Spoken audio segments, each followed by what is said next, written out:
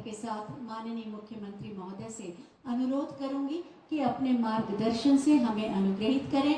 आप सबकी जोरदार तालियों के प्रणाम के साथ।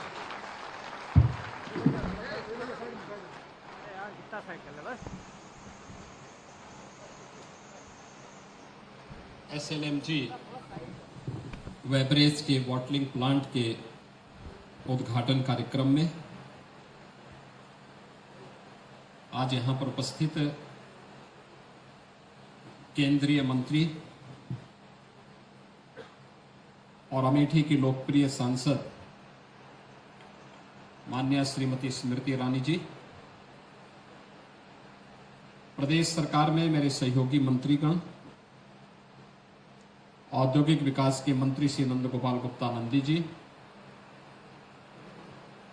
जनपद के प्रभारी मंत्री और प्रदेश के खेल और युवा कल्याण विभाग के मंत्री श्री गिरीश चंद्र यादव जी, चिकित्सा स्वास्थ्य के राज्य मंत्री श्री मयंकेश्वर शरण सिंह जी, विधान परिषद के माननीय सदस्य श्री शैलेंद्र सिंह जी, भारतीय जनता पार्टी के जिला के अध्यक्ष श्री राम प्रसाद मिश्रा जी, कोका कोला के वाइस प्रेसिडेंट PR सुश्री दिव्या राणा जी, लदानी ग्रुप के श्री SN लदानी जी, GC लदानी जी, MD लदानी जी, राकेश लदानी जी, विवेक लदानी जी, प्रदेश के हमारे औद्योगिक एवं अवस्थापना विकास के आयुक्त श्री मनोज कुमार सिंह जी, लदानी ग्रुप से जुड़े हुए सभी अन्य सदस्यगण और उपस्थित भाइयों बहनों, अमेठी जनपद में आदरणीय प्रधानमंत्री जी की प्रेरणा और मार्गदर्शन में इस नए निवेश के लिए मैं स्थानीय सांसद और जनप्रतिनिधियों को के साथ ही आप सभी अमेठी वासियों को हृदय से अभिनंदन करते हुए लदानी ग्रुप को बधाई देता हूं, अपनी शुभकामनाएं देता हूं। ये बॉटलिंग प्लांट प्रदेश सरकार की इन्वेस्टमेंट की उस पॉलिसी का हिस्सा है जो आदरणीय प्रधानमंत्री जी ने हम सबको प्रत्येक निवेश, रोजगार और बेहतरीन औद्योगिक वातावरण देने के उद्देश्य से उत्तर प्रदेश की सबसे बड़ी आबादी के राज्य उत्तर प्रदेश में प्रारंभ किया गया है। हम सब जानते हैं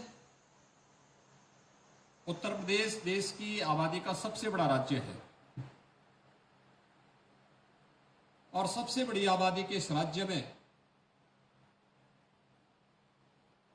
जो यहां की आवश्यकताएं थी 2017 के पहले, ये सब सपने हुआ करते थे।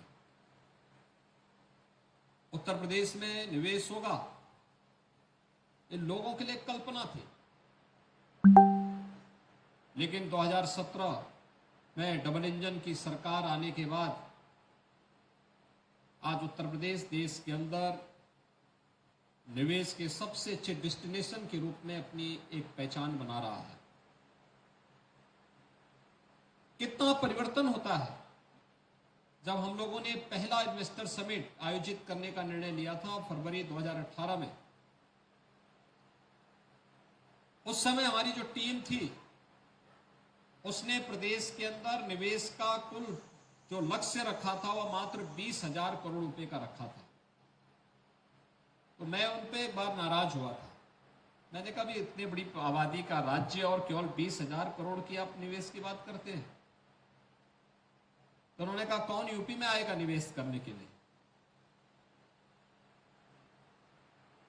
मैंने कहा भी यूपी के बारे में क्या इतनी खराब धारणा है और क्या 1 वर्ष सरकार होने के बाद भी हम इस धारणा को बदल नहीं पा रहे हैं? तो कहा साहब बहुत है 20,000 करोड़।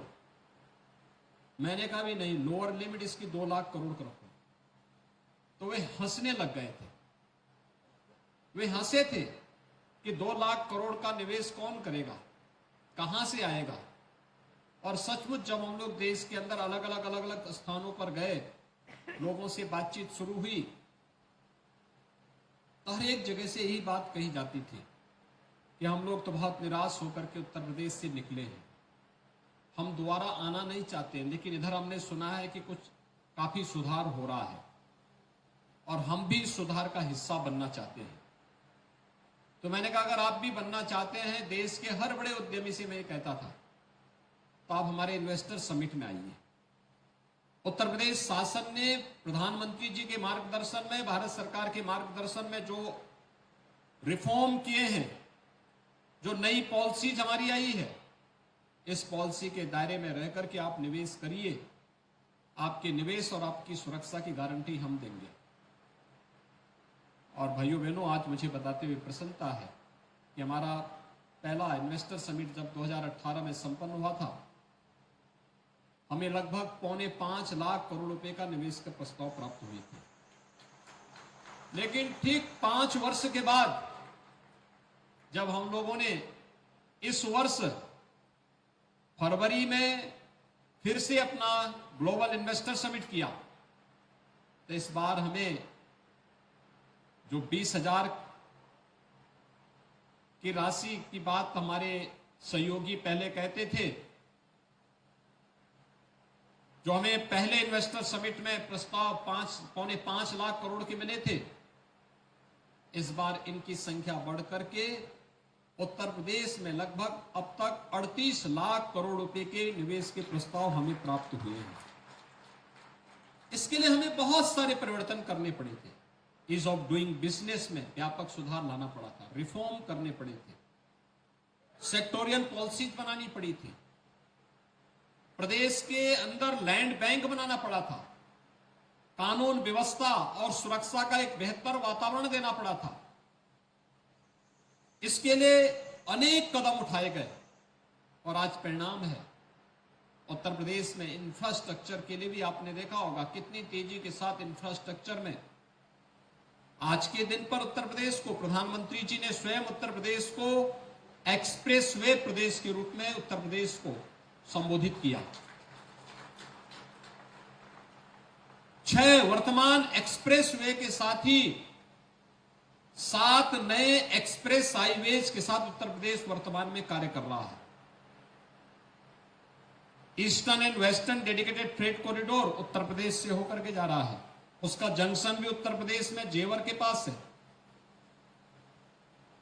2017 के पहले उत्तर प्रदेश में मात्र 2 एयरपोर्ट क्रियाशील थे, आज के दिन पर उत्तर प्रदेश में 9 एयरपोर्ट हमारे क्रियाशील हैं।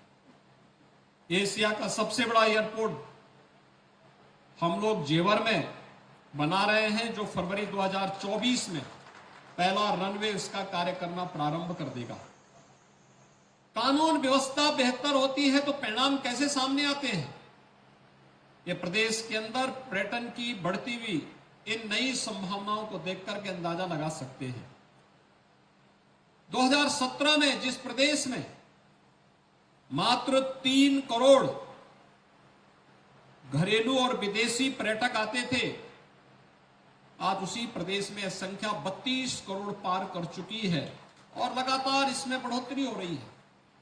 और मैं आज इसी बात के लिए आश्वस्त करने के लिए आया हूं, यहां पे SLMG बेवरेजेस ने जो या बॉटलिंग प्लांट की स्थापना करके यहां पर अमेठी को